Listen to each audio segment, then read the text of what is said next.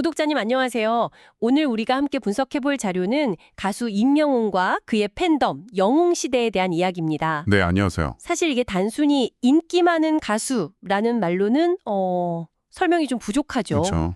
오늘 자료들은 이 현상을 하나의 거대한 사회적 움직임으로 보고 있는데요. 어떻게 한 세대가 이렇게까지 강력하게 결집하고 또 세상을 움직이는 힘을 갖게 되었는지 그 동력을 한번 깊게 파고들어 보겠습니다. 네, 이번 분석의 목표는 이 거대한 팬덤이 구체적으로 어떻게 작동하는지 그 내부 메커니즘을 들여다보는 겁니다. 네네. 자료들을 쭉 관통하는 세 가지 핵심 키워드가 있더라고요. 네네. 바로 전략, 선한 영향력, 그리고 치유입니다. 아, 전략, 선한 영향력, 치유. 네, 마치 군사작전 같은 투표 전략에서 시작해서 국경을 넘나드는 사회공헌 활동, 그리고 이 모든 것을 가능하게 한 강력한 감성적 연결고리까지 그 핵심을 하나씩 파헤쳐보죠. 좋습니다. 그럼 첫 번째 키워드, 전략부터 시작해 볼까요? 네. 가장 눈에 띄는 활동은 역시 음악 시상식 투표인데요. 자료에 나온 멜론뮤직 어워드 남사 솔로 부문 투표 사례를 보면 이건 뭐랄까 단순한 인기 투표가 아니라 정말 치밀하게 계획된 하나의 캠페인 같더라고요. 그렇죠. 수치를 그냥 나열하기보다 그 흐름을 보는 게 훨씬 흥미롭습니다. 어떤 흐름이었죠? 당시 경쟁자였던 지드래곤과의 표 차이가 처음에 10만 표 이상 벌어져 있었거든요. 와, 10만 표요? 보통 이 정도 차이면 뒤집기 어렵다고 생각하기 마련인데. 네, 맞아요. 그런데 이 팬덤은 달랐습니다. 상대 측이 하루에 한 8만에서 9만 표를 얻는 동안 임용 팬덤은 꾸준히 12만 표 이상을 결집시켰어요. 아, 그러니까 단순히 투표를 많이 한 게 아니라 상대보다 더 빠르게 더 많이 표를 쌓아 올렸다는 거군요. 바로 그겁니다. 자료의 데이터를 보니까 그 추세가 정말 무서울 정도예요. 매일같이 3만에서 4만 표씩 격차를 맹렬하게 좁혀 들어갔어요. 네, 이건 그냥 열심히 하자는 구호만으로는 절대 불가능한 일이잖아요. 바로 그 지점인데요. 여기서 정말 재미있는 분석이 등장합니다. 어떤 분석이죠? 한 분석가가 이 투표 추이 데이터를 챗GPT 같은 AI에게 주고 분석을 맡겨봤다는 거예요. 아, AI한테요? 결과가 어땠나요? AI의 계산은 냉정했습니다. 현재 추세대로라면 역전하는데 14일이 걸린다. 14일요? 네. 그런데 남은 투표 기간은 고작 3일이었죠.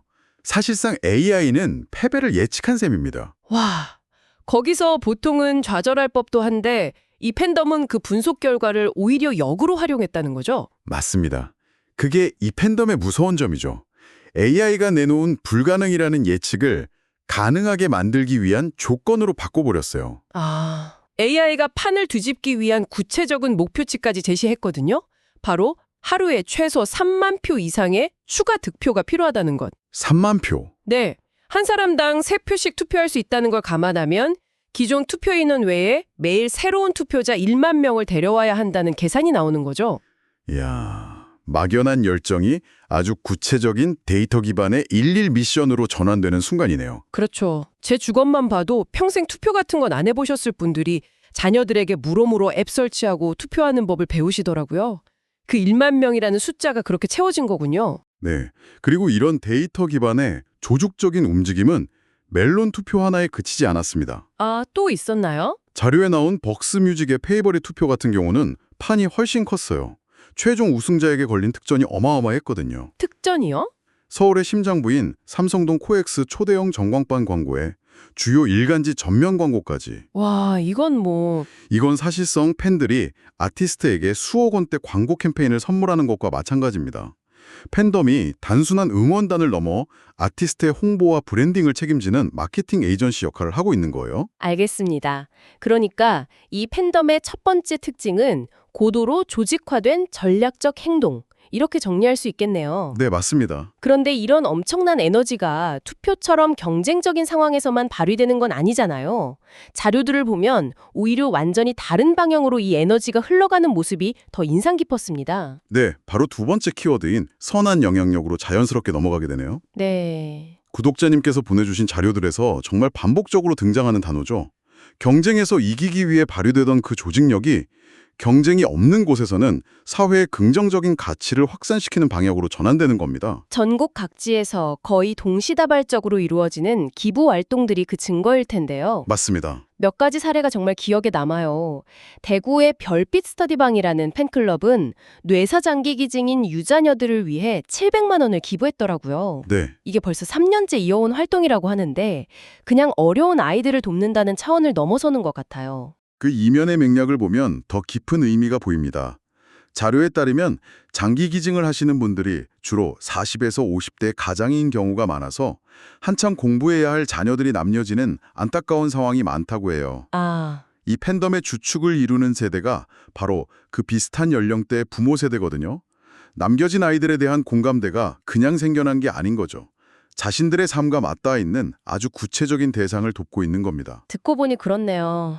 안동 스터디방 설에도 마찬가지고요. 네, 카스테라. 취약계층을 위해 200만 원을 기부하면서 회원들이 직접 만든 카스테라 380개를 함께 전달했다는 내용이 있었죠. 네, 단순히 돈만 보내는 게 아니라 직접 빵을 굽는 수고와 정성을 더했다는 점에서 이건 기부를 넘어선 나눔과 보살핌의 영역으로 느껴집니다. 활동의 스펙트럼도 굉장히 넓습니다. 충북 팬클럽은 지역 장애인 축구협회에 기부해서 선수들의 훈련 환경 개선을 돕고 광주 전남 팬클럽은 지역에서 열리는 임영웅 콘서트를 기념해서 소아암 어린이들에게 기부금을 전달하죠. 아, 모든 활동이 아티스트의 이름으로 그리고 지역사회의 필요와 연결되어 있다는 공통점이 있어요. 매우 전략적인 사회 공헌 활동인 셈입니다. 그런데 잠깐만요. 제가 자료를 보면서 정말 입을 다물지 못했던 사례가 하나 있는데 바로 아르헨티나 팬클럽 이야기예요. 아, 그 이야기. 회원 수가 고작 14명이라고요? 지구 반대편에 있는 이 소규모 그룹이 대체 어떻게 의미 있는 활동을 할 수 있었던 거죠? 이 사례는 이 팬덤의 작동 방식을 보여주는 아주 중요한 예시입니다. 네. 이 14명의 회원들은 부에노스아이레스의 한인 밀집 지역에 있는 무료 병원에 기부하기로 결정했어요. 그런데 단순히 돈을 모아서 송금한 게 아니었습니다. 아, 그럼 어떻게 했죠? 먼저 병원에 직접 연락해서 지금 당장 무엇이 가장 필요한지를 파악했죠. 그래서 나온 답이 기저귀, 분유, 약품 같은 구체적인 물품들이었어요. 와, 그냥 돈을 보내는 것보다 훨씬 더 손이 많이 가는 방식이잖아요. 그렇죠.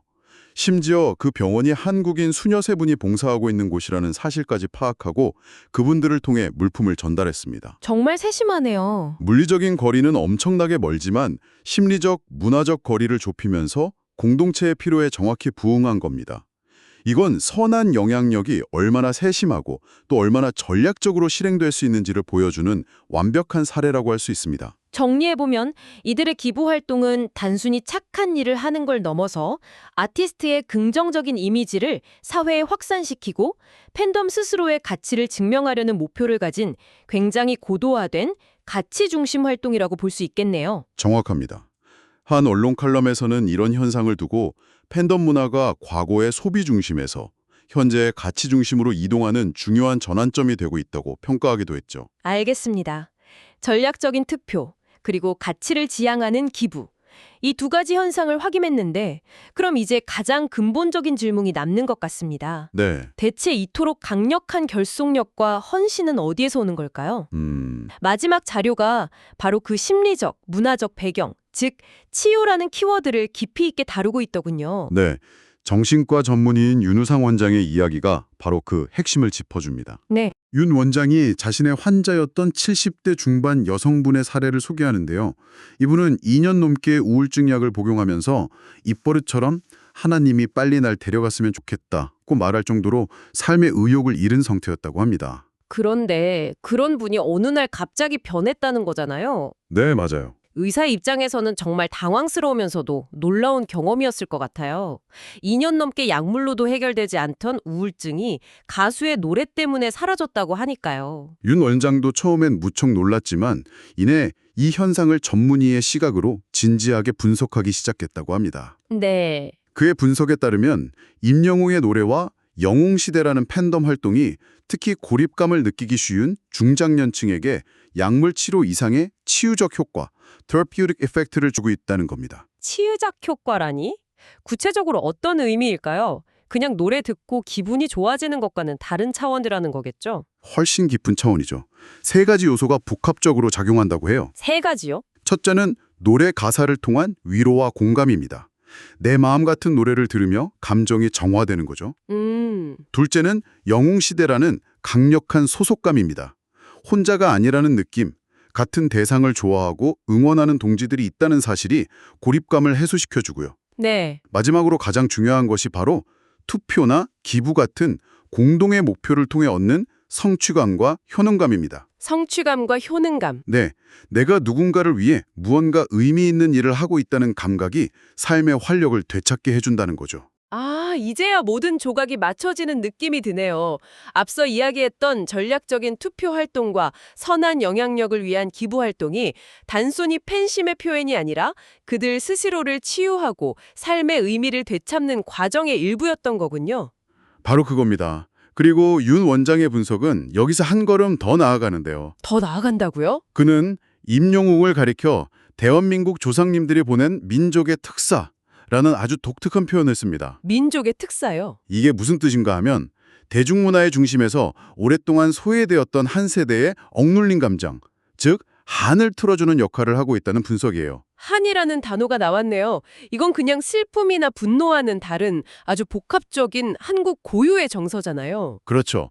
이 한은 오랫동안 쌓여온 억울함, 슬픔, 안타까움 같은 감정들이 응축된 정서라고 할 수 있습니다. 네. 윤 원장의 분석에 따르면 지금의 중장년 세대는 한국 사회의 격동기를 온몸으로 겪으면서 수많은 한을 가슴에 품고 살아온 마지막 세대일 수 있다는 거예요. 아, 그런데 대중문화는 계속해서 젊은 세대 중심으로 흘러가니 이들의 감성을 어루만져줄 영웅이 없었던 거죠. 그러다 임영웅이라는 가수가 등장해서 이들의 한을 현대적인 감성으로 정확하게 짚어주고 위로해주니 그야말로 폭발적인 반응이 일어났다는 겁니다. 다른 자료에서 임영웅을 퍼스트 펭귄이자 플랫폼형 가수라고 칭했던 것도 같은 맥락으로 이해할 수 있겠네요. 네, 맞습니다. 퍼스트 펭귄은 무리 중에서 가장 먼저 바다에 뛰어드는 용감한 펭귄을 뜻하는 경영학 용어잖아요. 그렇죠. 거대 기획사가 만들어낸 아이돌이 아니라 팬들과 직접 소통하며 자신만의 생태계를 구축한 선구자라는 의미인데 그 생태계의 중심에 바로 이 한의 치유라는 강력한 감성적 코드가 있었던 거군요. 그렇습니다. 결국 이 모든 현상의 가장 깊은 곳에는 자신의 감정을 대변하고 상처를 치유하며 나아가 잊고 있던 자존감까지 회복시켜주는 존재에 대한 한 세대의 열망이 자리 잡고 있는 겁니다.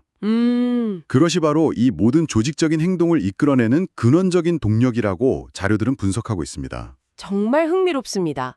한편의 전략 게임 같았던 투표 경쟁의 숫자에서 시작해서 국경을 넘는 세심한 기부 활동을 거쳐 마침내 한 세대의 깊은 마음속에 자리한 한과 치유의 과정까지 따라와 봤네요. 네, 오늘 우리가 살펴본 자료들은 임영웅 현상이 단순히 재능 있는 아티스트 한 명과 열성적인 팬들의 이야기를 넘어선다는 걸 보여줍니다. 네. 새로운 영웅을 간절히 기다리던 한 세대, 이들을 강력하게 묶어준 디지털 플랫폼이라는 도구, 그리고 선한 영향력이라는 시대적 가치가 결합해서 만들어낸 우리 시대의 아주 독특하고 강력한 문화적 시스템이라고 볼 수 있겠습니다. 오늘 분석을 통해 팬덤 문화가 소비를 넘어 가치를 만들고 영향력을 행사하는 단계로 진화하고 있다는 점을 분명히 확인할 수 있었습니다. 네, 그렇습니다. 그렇다면 구독자님께 마지막으로 이런 질문을 던져보며 마무리하고 싶습니다.